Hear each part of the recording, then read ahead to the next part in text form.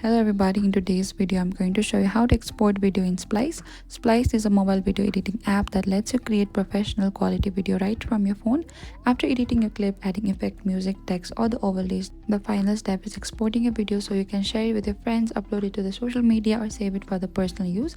Exporting in Splice is simple, fast and customizable. And simply launch your Splice on your phone and simply open the project you have edited and are ready to save, and make sure all the clips, transition effects and audio are finalized.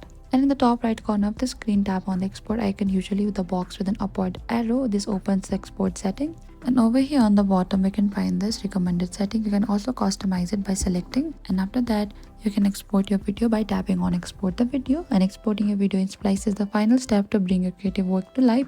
By selecting the right resolution and setting, you can ensure your video looks polished, professional and ready to share anywhere. And once finished, Splice will save the video to your gallery or the camera roll. Thank you for watching this video. Don't forget to like, share and subscribe, and if you have any queries or confusion, please comment down and we will reach out to you very soon.